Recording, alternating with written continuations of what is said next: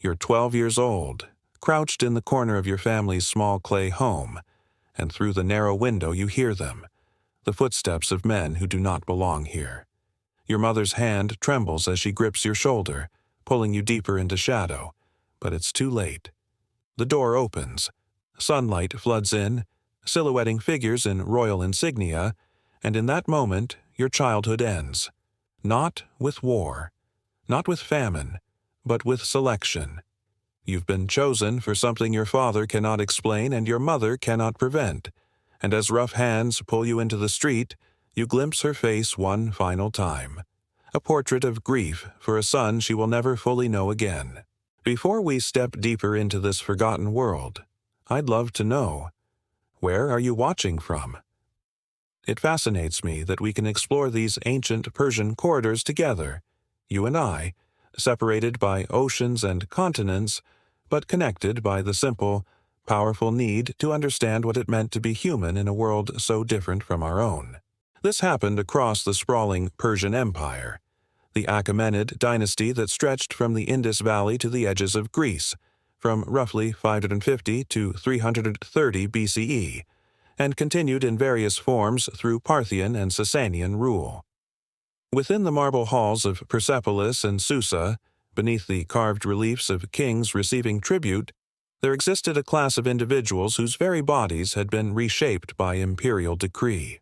They were called eunuchs, in Persian often referred to through euphemistic titles that translated to keepers of the bed or guardians of purity.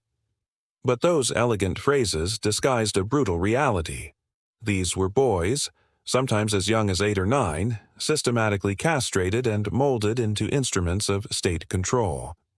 Greek historians like Herodotus and Xenophon documented their presence with a mixture of fascination and horror.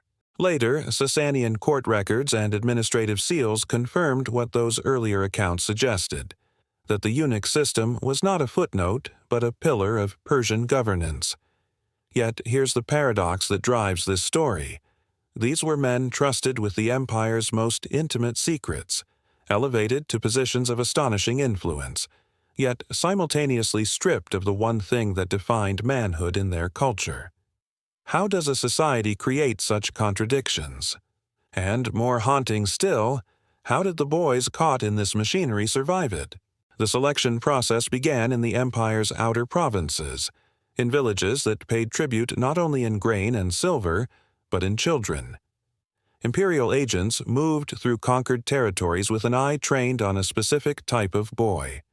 Pre-adolescent, physically sound, often possessing a certain refinement of feature that suggested they would grow into the kind of beauty valued in palace aesthetics. But beauty was secondary to vulnerability.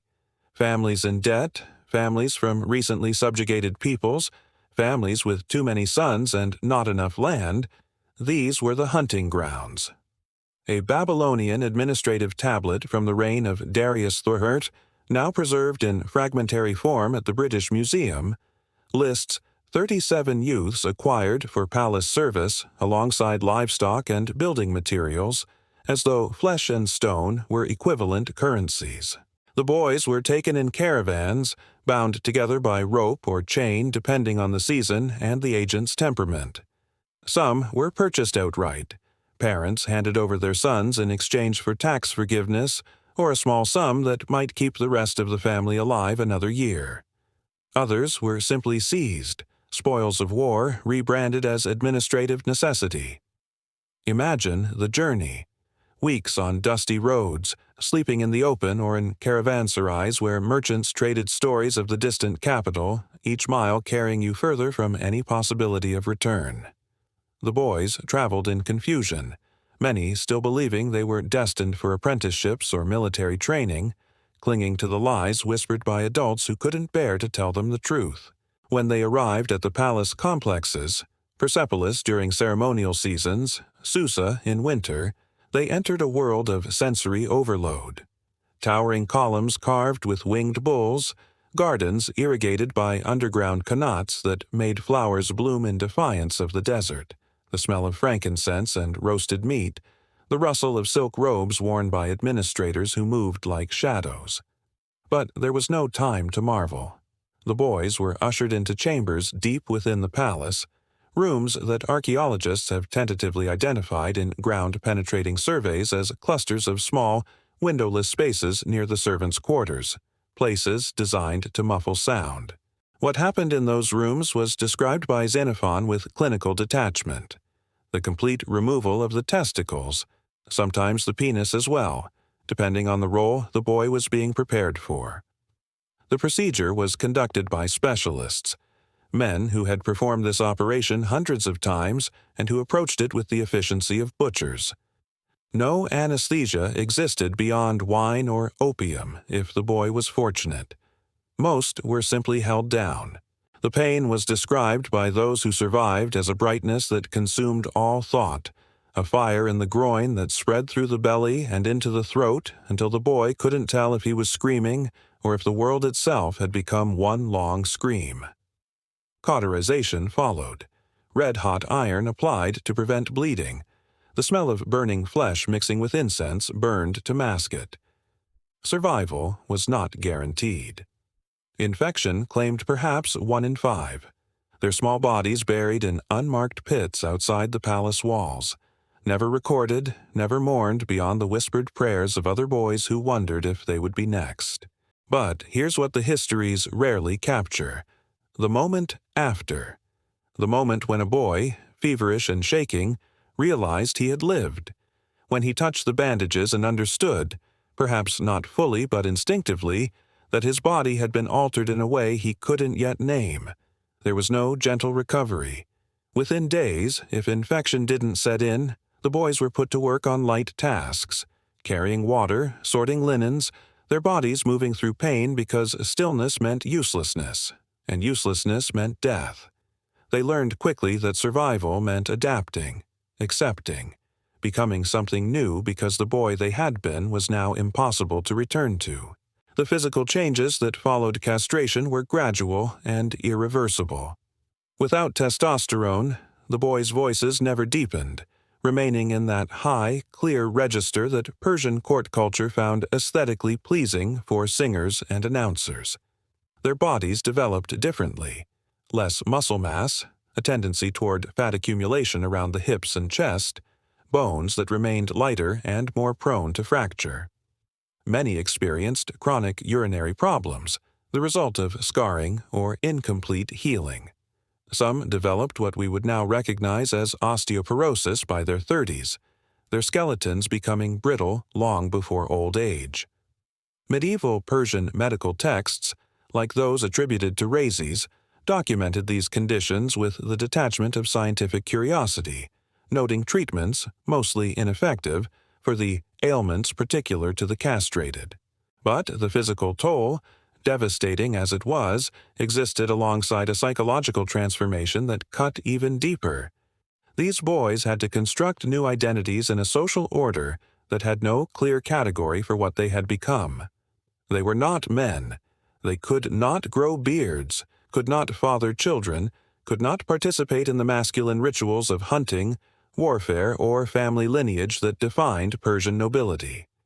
Yet they were not women either, despite being assigned to guard the harem, that most feminine of spaces. They existed in between, occupying what anthropologists call a liminal identity, threshold people, permanently suspended between states of being. Within the palace, this liminality became their defining feature and their greatest asset. Because eunuchs could not produce heirs, they posed no dynastic threat. They could be trusted in ways intact men could not. This logic, brutal in its simplicity, elevated some eunuchs to extraordinary positions. They became the Khwaja, the trusted administrators who managed imperial finances. They served as Hazarbed, chamberlains who controlled access to the king himself. One eunuch, Bagoas, rose to such prominence under Darius III that Greek sources describe him as a kingmaker, whispering in the royal ear, orchestrating the rise and fall of governors and generals.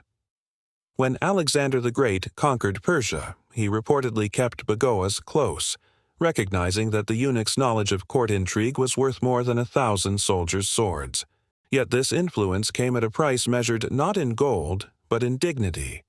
Eunuchs were simultaneously indispensable and despised. Persian nobles referred to them with terms that dripped condescension. Half men, neither beings. In Zoroastrian religious contexts, castration was considered a pollution, a violation of the divine order that mandated procreation and the continuity of creation. The Avesta, Zoroastrianism's sacred text, contains passages that can be interpreted as barring the mutilated from certain rituals, marking them as spiritually incomplete. So, even as a eunuch might hold the empire's purse strings, he could not fully participate in the religious life that gave meaning to Persian identity. He was powerful and profane, trusted and tainted, a walking contradiction. Inside the harem, the world eunuchs guarded most closely, the dynamics were equally complex. The harem was not simply a collection of the king's wives and concubines, it was a political institution, a network of alliances and rivalries where the birth of a son could shift the balance of power across the empire. The eunuchs who guarded these women were privy to every whispered plot, every pregnancy, every poisoning attempt disguised as illness. They became confidants to queens and concubines, sometimes developing loyalties that transcended their official duties. A fragmented letter from the Persepolis archives, translated in the mid-20th century, records a eunuch named Parysatis warning a minor queen of a conspiracy against her son, an act of loyalty that likely cost him his position, possibly his life, but which he undertook anyway. Why? Perhaps because in a world that had stripped him of so much, acts of personal loyalty became the only way to assert that he still possessed a self, a will, a conscience. The daily life of a palace eunuch followed rhythms dictated by the king's schedule and the harem's needs.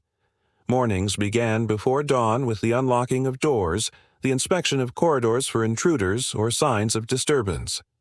Eunuchs bathed and perfumed themselves meticulously. Appearance mattered intensely in a culture where the body was read as a text of loyalty and purity.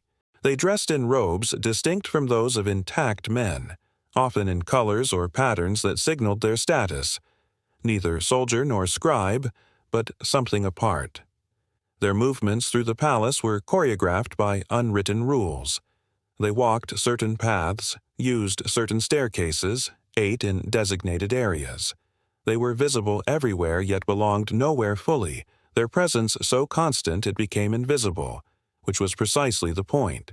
Some eunuchs found solace in relationships with one another, forming tight-knit communities within the palace's vastness. They shared quarters, pooled information, protected each other from the predations of higher-ranking officials who saw them as convenient scapegoats when things went wrong. These bonds were not always tender. Competition for favor could turn eunuchs against each other with vicious intensity, but they provided a framework of understanding. Only another eunuch truly knew what it meant to live in a body reshaped by empire, to navigate a world that valued you for the very thing it had taken from you. Others sought meaning in intellectual or spiritual pursuits. Some eunuchs became scholars, their enforced celibacy allowing them the focus to master languages, mathematics, astronomy.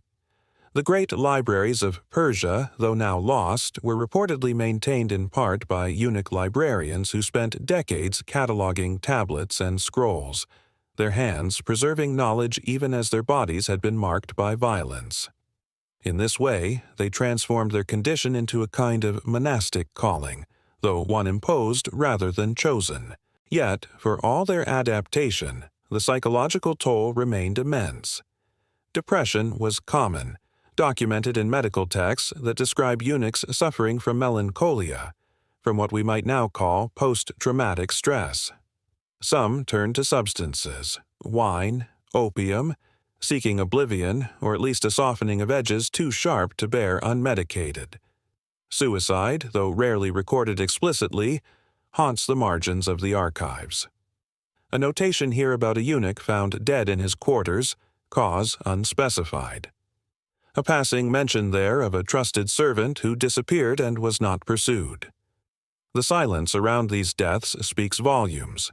Even in death, eunuchs were not granted the dignity of full narrative. As the centuries turned and empires shifted, from Achaemenid to Seleucid, to Parthian to Sasanian, the role of eunuchs evolved but never disappeared. Each dynasty found the institution too useful to abandon. But with each transition came vulnerability. When a king died or was overthrown, the eunuchs who had served him became liabilities, living repositories of secrets the new regime could not afford to let walk free. Purges followed conquests. Eunuchs were exiled to distant provinces, sold to foreign courts, or simply eliminated. Their knowledge, once their greatest asset, became their death warrant. In the Islamic conquests of the 7th century CE, which brought Sasanian Persia to its knees, many eunuchs found themselves in a peculiar position. Islamic law, still forming its jurisprudence, debated the status of castrated men. Were they men or a separate category? Could they testify in court? Lead prayers? The answers varied by scholar and region, but the effect was the same. Once again, eunuchs were defined by absence, by what they lacked rather than what they were. Some converted and continued serving in new Islamic courts, their expertise in administration ensuring continuity across civilizational rupture. Others vanished from the historical record entirely, their fates unrecorded as the archives burned and the old palaces crumbled into ruin. What remains today are fragments. Archaeological sites where rows of small identical rooms hint at the dormitories where eunuchs once slept. Cuneiform tablets listing payments to palace servants of the third rank. Bureaucratic euphemisms that hide human lives. Greek and Roman accounts, often sensationalized, sometimes sympathetic, but always writing from the outside, never quite capturing the interiority of the experience. And perhaps most poignantly, there are the artistic depictions. Reliefs from Persepolis showing beardless attendants standing beside the throne, their postures deferential, their faces eroded by time into smooth anonymity. We see them, these boys remade into men who were not men, but we cannot hear them. Their voices, kept forever high by the knife, never made it into the historical record in their own words. Yet their presence shaped the world. The empires they served, Persia's administrative sophistication, its ability to manage vast territories and diverse peoples, depended in part on the eunuch system. The stability of royal succession, the security of the harem, the continuity of institutional knowledge across reigns, all of this rested on the bodies of boys whose childhoods ended in blood and whose adulthoods were spent navigating the impossible. They were the price of empire, paid in flesh and identity, and though history often forgets them, their absence would have collapsed the very structures that defined ancient Persia.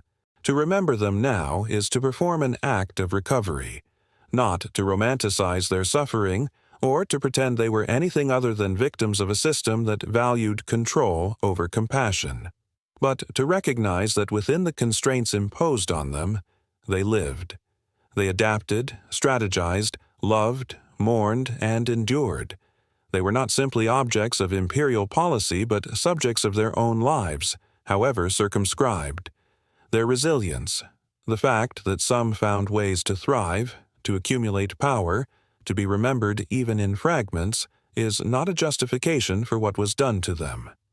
It is a testament to the stubbornness of human dignity, to the refusal to be entirely erased even when everything is taken.